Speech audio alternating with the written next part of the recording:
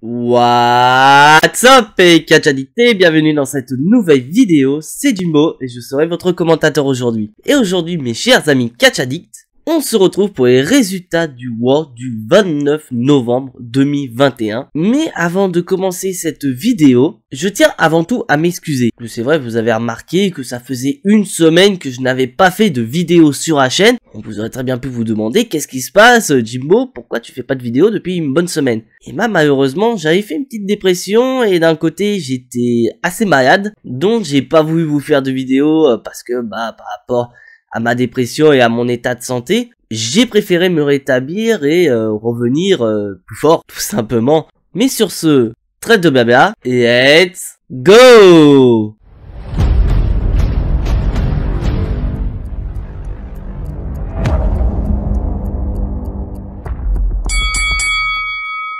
Et donc on se retrouve pour un nouvel épisode de World qui a lieu cette fois-ci dans l'État de New York avec notre visionnaire, notre challenger numéro 1 au titre de la WWE, j'ai nommé Seth fucking Rollins. Et donc Seth Rollins arrive et nous fait du Seth Rollins comme à son habitude. Et cette fois-ci Seth Rollins va nous annoncer une breaking news. Car en effet bien sûr je tiens quand même à vous rappeler que Seth Rollins a remporté il y a de cela plusieurs semaines un Fatal 4-Way Ladder Match pour devenir le challenger numéro 1 au titre de la WWE de Biggie. Mais depuis, Seth Rollins avait très bien dit à Biggie que le match aura lieu quand Seth Rollins sera prêt à 100%. Donc on se demandait quand est-ce que ce match allait avoir lieu, putain. Et nous avons la réponse à cette fameuse question. Seth Rollins nous annonce que ce match aura lieu lors du prochain pay-per-view de la WWE, c'est-à-dire WWE Day One, qui se tiendra donc dès le début janvier 2022. Donc on a notre premier match,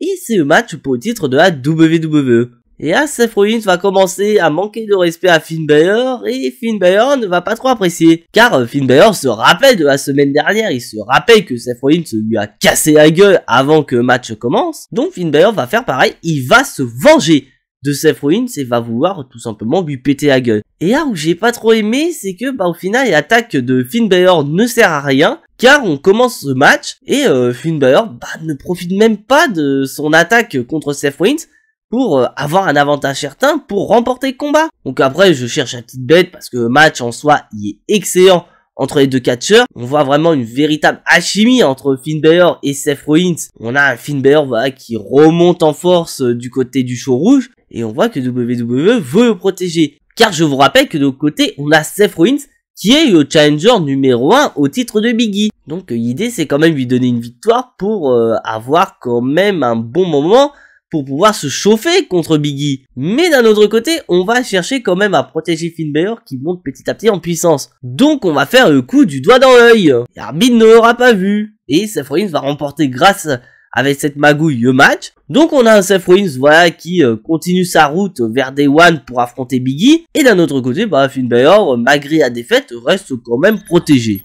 Et maintenant, on va passer à la signature de contrat du côté de la division féminine. Parce que tout comme Seth Rollins du côté masculin, on a Liv Morgan qui a remporté un match dont c'était un Fatal 5-Way pour devenir la challengeuse numéro 1 au titre de Becky Lynch.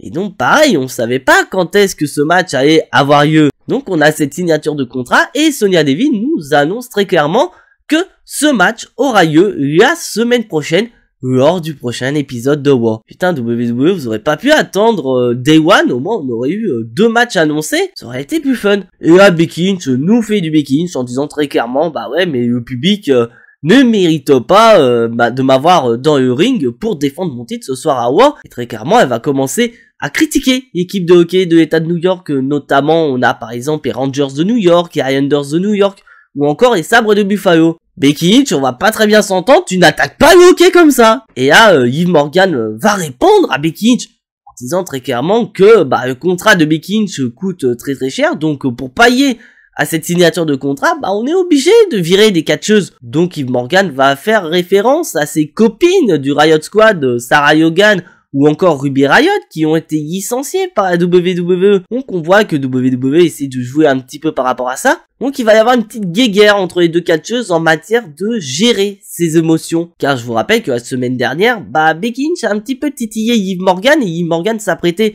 à pleurer et à coller une droite à Becky Lynch. Donc Becky Lynch va revenir sur cette altercation la semaine dernière en disant très clairement, Liv Morgan, tu sais même pas gérer tes émotions, donc je t'imagine pas la semaine prochaine dans le match de championnat, tu vas tellement être submergé par tes émotions que tu vas faire que de la merde. Et après ça, Liv Morgan va lui dire très clairement, écoute meuf, t'es mal placé pour me répondre parce que, car je me rappelle que quand t'as battu Charlotte Flair au Survivor Series, t'as laissé tes émotions submerger. Donc on va nous remontrer l'extrait de l'interview de Becky Lynch après le match contre Charlotte Flair, et c'est vrai que elle était en pleurs monumentale. Et là, ça a commencé à dégénérer entre les deux catcheuses. Et Sonya Deville, qui est officielle de la division féminine, voilà, est là pour gérer ce cas de figure. Et elle va séparer les deux catcheuses en annonçant très clairement qu'elle a pris la liberté de faire un match à 10, donc 5 contre 5, avec d'un côté l'équipe de Liv Morgan, donc très clairement l'équipe des Babyface, et l'équipe de Becky Lynch, donc qui est l'équipe de Heel. Donc on se dit, il essaie pas de nous faire les Survivor Series après heure, quoi, Sonya Deville. Bon, plus tard, on aura l'équipe de Liv Morgan contre l'équipe de Becky Lynch. Parce que ça va être bien, on verra ça. Et après ça, on va passer à un des deux matchs de championnat de cet épisode de Raw, avec la division tag team, avec Arcebo, nos chers champions, qui vont affronter les Dirty Dogs. Et là où j'étais mort de rire, c'était dans les coulisses, où vraiment Riddle nous fait du Riddle, parce que la semaine dernière Riddle imitait à fond Randy Orton, et cette fois-ci Riddle il a voulu que Randy Orton imite, donc il a mis une petite perruque voilà pour que Randy Orton ressemble à Riddle, mais Randy Orton il lui dit mec t'as 3 secondes pour m'en tirer ça sinon je t'éclate ta gueule.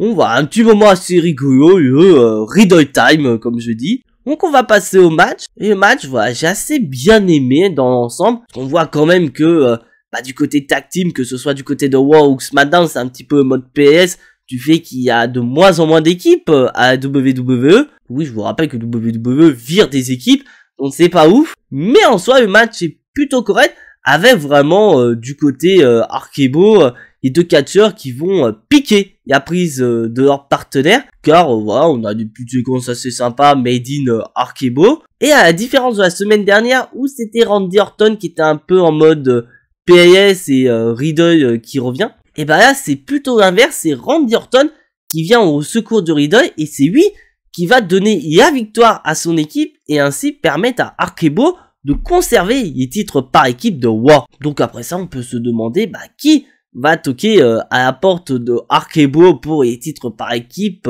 Peut-être une nouvelle équipe qui va être créée, ou peut-être d'autres équipes, comme par exemple Alpha Academy, Earth Business, ou pourquoi pas les Mysterio. Faudra attendre un peu plus tard. Mais encore un match de championnat qu'on aurait pu avoir lors de Day One, mais qu'on a eu...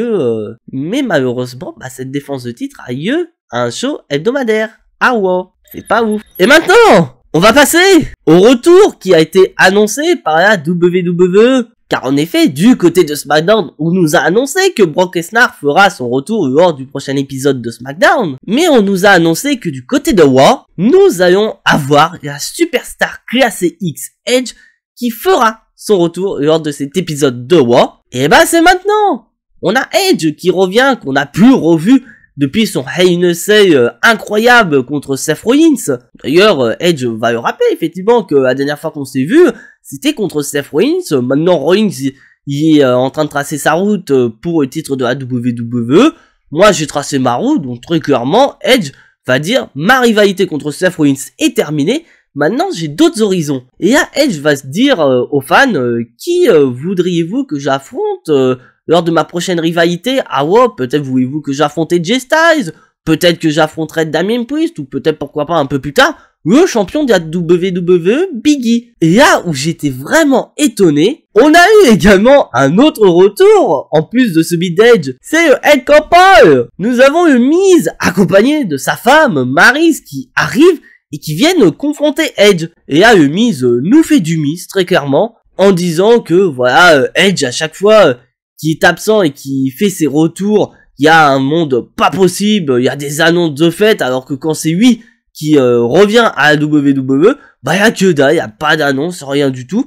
Donc il va dire c'est un petit peu d'injustice quand même de voir qu'un part-timer comme Edge a droit à une fanfare, à des annonces, etc. Alors que Miz, il est présent à WWE tous les jours et il a droit à rien du tout. Ce qui est un peu vrai aussi.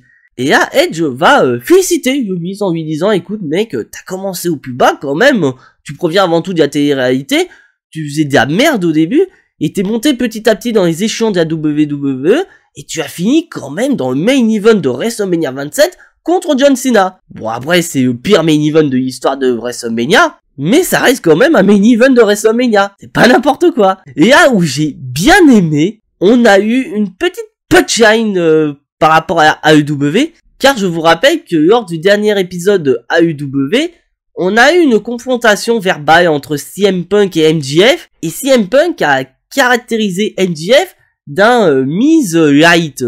En gros, un Miz, mais qui a moins de punch que le Miz original. Et donc, au final, Edge va rapper ça en disant, et très clairement, bah écoute, Miz, même ton nom, il est cité dans d'autres fédérations de catch, donc tu peux te féliciter, voilà, d'être monté aussi haut alors que t'as commencé au plus bas. Après ça, Edge va très clairement annoncer la couleur. Il veut un match contre Miz ce soir, mais Miz va refuser. Est-ce qu'on va se diriger, pourquoi pas, sur une rivalité entre Edge et The Miz? Franchement, si c'est vraiment le cas, j'aimerais bien voir ça. Donc après, je sais que in-ring, ce sera pas du méga ouf, mais au niveau du micro promo, je pense que ça peut être génial. Donc est-ce qu'on va avoir cette rivalité pour Day One? J'aimerais bien, mais faut voir si WWE est partant pour créer cette rivalité. Bon, maintenant on va passer au flop pour moi de la soirée. On a un match tag team entre Alpha Academy et les Street Profits.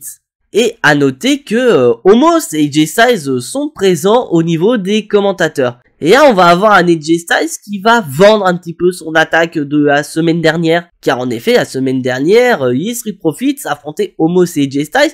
Et à un moment donné, on a Angelo Dawkins qui s'est servi d'un extincteur sur Omos et AJ Styles.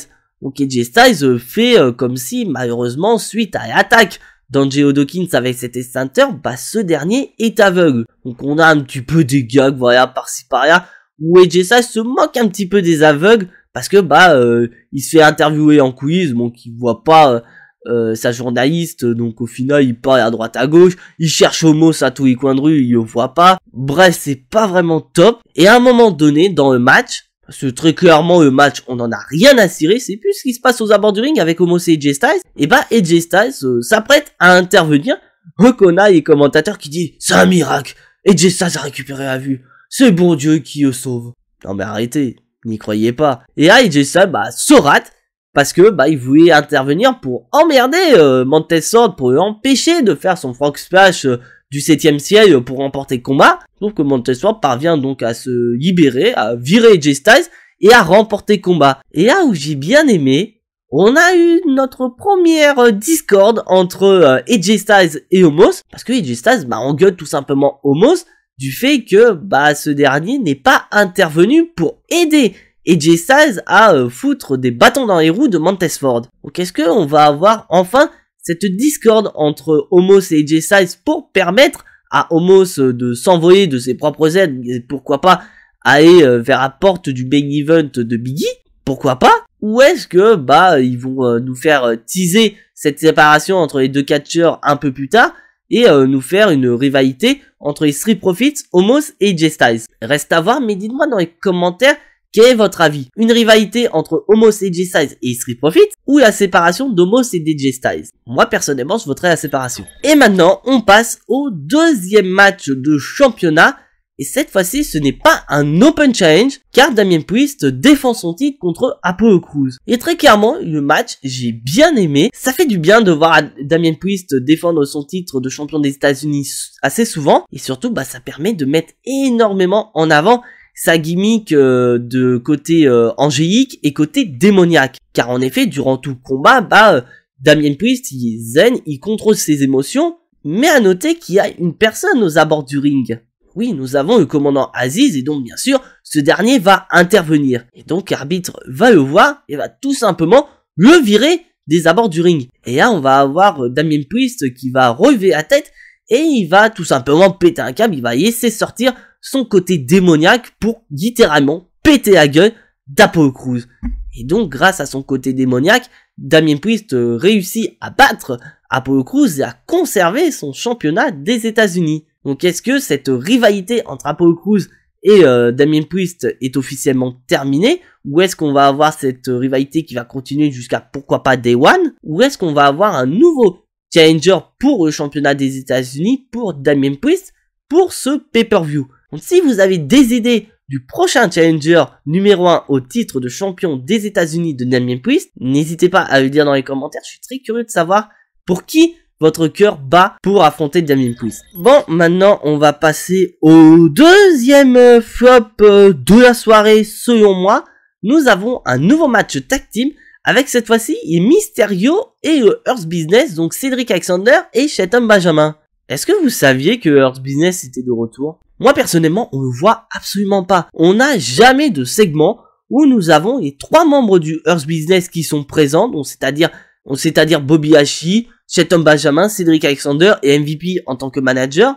On le voit pas. Moi très clairement, ça me fait un peu mal au cœur quand tu dis quand même que Hurt Business a quand même dirigé WAP pendant pas mal de temps. C'est pas ouf. Et à noter bien sûr, spoiler alert, que Bobby Lashley et MVP ne sont pas présents. On aura juste le droit à une vignette de Bobby Lashley. Et donc niveau match, on voit que ça sert à une seule chose, c'est à mettre en avant la rivalité entre les Mysterio et Bobby Lashley, parce que c'est très clairement les Mysterio qui vont remporter le match contre Shelton Benjamin et Cedric Alexander.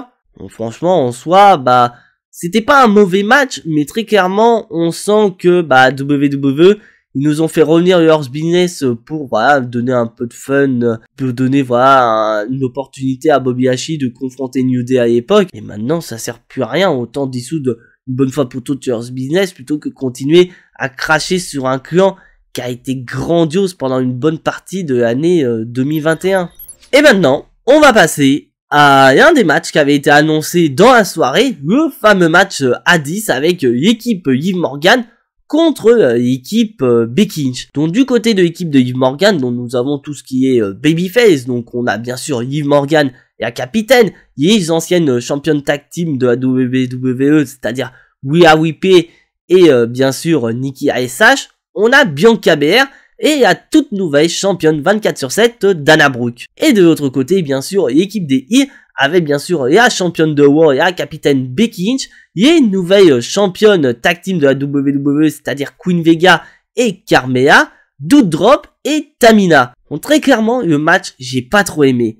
Parce que à la base, ce match sert effectivement à mettre en avant Liv Morgan, qui est quand même la challengeuse numéro 1 au titre de Becky Lynch. Ce match ne sert pas du tout à Becky Lynch, elle est au sommet. C'est surtout de créer Liv Morgan en tant que challengeuse crédible aux yeux de Becky Lynch. Très clairement, à chaque fois que Liv Morgan tente de s'imposer dans le ring, elle n'y arrive pas. Elle se fait limite de l'ombre par rapport à Bianca Belair ou encore Rhea Ripley. Donc c'est assez problématique, bien que n'empêche, on a des rivalités dans le match.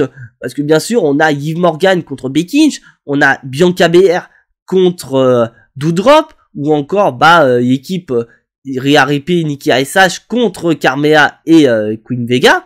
Mais en soi, c'est limite les 2 autres rivalités que j'ai citées précédemment qui font de l'ombre à la rivalité principale entre Becky Lynch et Liv Morgan. Bon, bien sûr, c'est l'équipe de Liv Morgan qui remporte le match, parce que voilà, comme j'ai dit, c'est censé mettre Liv Morgan en avant. Donc c'est quand même elle qui va faire le tombé final. Mais le truc, c'est qu'elle fait tomber final sur Tamina. Donc limite, il y a quelque chose qu'on n'a rien à foutre de l'équipe des Heels. On saurait peut-être donner un peu plus d'importance que Liv Morgan fasse tomber, peut-être pourquoi pas sur une des championnes tag team, ou même pourquoi pas clairement sur la championne de Raw en personne, c'est-à-dire Becky Lynch. Et là, franchement, on aurait peut-être eu un peu plus de hype autour de Liv Morgan, surtout si par exemple elle faisait tomber sur Becky Lynch, ça montrerait que d'un côté, peut-être que Liv Morgan a ce qu'il faut pour taper Becky Lynch et abattre et devenir la nouvelle championne de Raw. Mais après ce match-là, j'y crois pas du tout. Moi, je crois pas du tout que Liv Morgan va river les épaules ou faire taper Becky Lynch pour devenir la nouvelle championne de Raw la semaine prochaine. Pour moi, Becky Lynch va conserver sa ceinture. Dites-moi dans les commentaires si vous êtes d'accord avec moi. Est-ce que Becky Lynch va conserver sa ceinture ou nous allons avoir une toute nouvelle championne la semaine prochaine à Raw? Et maintenant, on va passer au main event de la soirée. Kevin Owens contre Big E. Donc, ce match faisait partie bien sûr des matchs qui ont été annoncés par la WWE en preview de cet épisode de Raw. Et à noter que durant toute la soirée, on a Kevin Owens qui a balancé une rumeur à Seth Rollins en disant très clairement, mec, je suis allé voir Adam Pearce et il m'a confirmé que si je battais Biggie, eh ben, il me rajouterait dans ton match de championnat, transformant ainsi ton match 1 contre 1 en match triple menace. Donc Seth Rollins, bah, il apprécie pas parce que pour lui, voilà, c'est son opportunité. Il a gagné, donc il est en droit d'affronter Biggie en 1 contre 1. Donc ce dernier, il va y voir Adam Pearce en disant très clairement, est-ce que c'est vrai que t'as donné autorisation est-ce que c'est vrai que t'as donné autorisation à Kevin Owens que si jamais il gagne, tu as, donc est-ce que c'est vrai que si Kevin Owens remporte son match, il sera rajouté dans mon match de championnat? Donc Adam Pearce dit très clairement au début, non, ça n'a pas été annoncé, j'étais même pas au courant de cette info. Mais dans d'autres Seth Rollins, il va quand même approuver cette décision en disant, ah ouais, c'est peut-être une bonne idée de mettre Kevin Owens dans ce match. Donc avant que l'annonce soit officielle, bah Seth Rollins il s'amuse, il dit, ouais, Kevin Owens, t'es un mytho, je suis allé voir Adam Pearce, ça n'a pas marché, t'as pas cette stipulation dans ton main event, donc même si tu bats Biggie, t'es pas intégré dans mon match. Et donc on va passer au match, et bien sûr Seth Rollins va au niveau des commentateurs, et au moment où l'annonce est faite, bah bien sûr, bah Seth Rollins est en décomposition totale, parce que bien sûr, l'annonceur officiel annonce officiellement que si Kevin Owens bat Biggie, il sera dans ce match.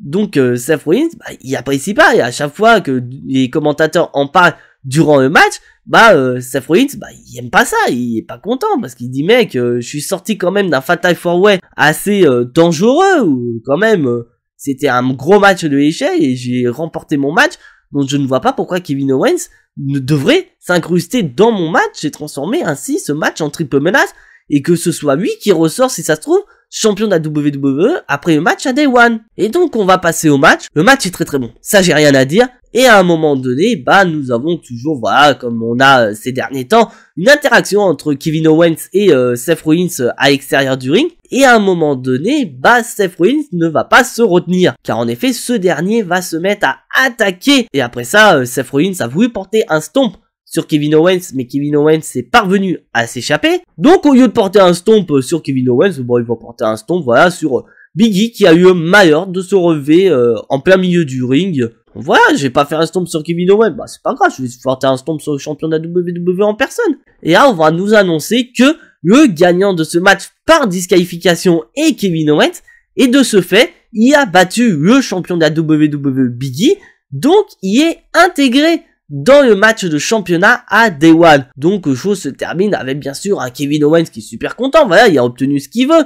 Et à un côté, Seth Rollins, bah il est en décomposition parce qu'il se dit putain, en fait j'ai donné la victoire à Kevin Owens en intervenant, donc c'est à peu près ma faute si je l'ai... donc ça c'est ma faute de l'avoir intégré dans ce match, parce que voilà, si j'étais pas intervenu, bah Biggie aurait peut-être gagné et on aurait fini en match 2 contre 2. Donc Seth Rollins n'a pas eu une très bonne soirée en fait. Donc bilan de cet épisode de Raw, c'est un épisode que j'ai plutôt bien aimé, parce que là très clairement la route pour Day One est officiellement lancée avec le match de championnat entre Biggie et Seth Rollins au départ, qui est voilà maintenant devenu un match triple menace. Donc est-ce que c'est peut-être un moyen de la WWE de conserver Kevin Owens? Parce que bien sûr je tiens quand même à vous rappeler que le contrat de Kevin Owens est bientôt terminé à la WWE, donc ce dernier pourrait très bien rejoindre une autre fédération une fois que son contrat sera terminé. Est-ce que ce serait pas une énième... Est-ce que ce serait pas une dernière tentative de la part de la WWE de conserver Kevin Owens dans son roster? Peut-être, pourquoi pas, Kevin Owens, nouveau champion de la WWE à Day One?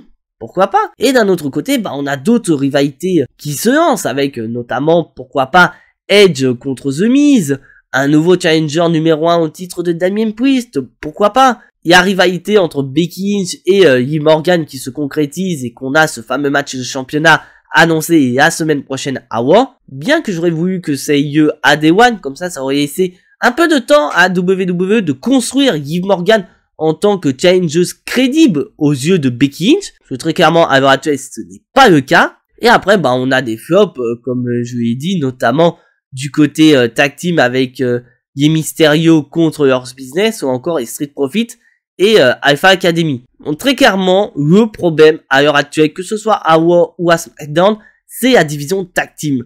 Donc faudrait peut-être que WWE décide de créer des nouvelles équipes pour vraiment pouvoir changer au fur et à mesure. Parce que très clairement, il y a autour de Arkebo, c'est toujours les mêmes équipes. On a les Dirty Dogs, on a les Street Profits, on a Homos et AJ Styles. C'est vraiment gênant.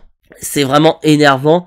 Et ça devient du copier-coller à chaque fois. Mais n'empêche, cet épisode de Raw est assez correct. Je dis pas excellent, mais correct en soi. Donc voilà, c'est tout pour ces résultats de Raw. Si bien sûr tu n'es pas abonné à la chaîne, je t'invite à t'y abonner juste ici. À activer la petite cloche pour être notifié des prochaines vidéos. Et surtout lâcher un maximum de pouces bleus qui font énormément plaisir à la chaîne. Car je vous rappelle que nous avons dépassé les 500 abonnés sur la chaîne. Donc je vous avais fait pari des 500 abonnés avant la fin d'année. Donc le pari a été validé. Donc il va y avoir bientôt une future vidéo pour les 500 abonnés. Mais j'en dis pas plus. Et donc on se retrouve bientôt pour une nouvelle vidéo. Mais en attendant, soyez tous très fiers d'être des catch addicts. Et n'oubliez pas que le catch c'est la vie. Le catch c'est la meilleure chose qui soit. Le catch vie. C'était Jimbo. Je vous fais à tous en attendant des gros bisous. Et à la prochaine.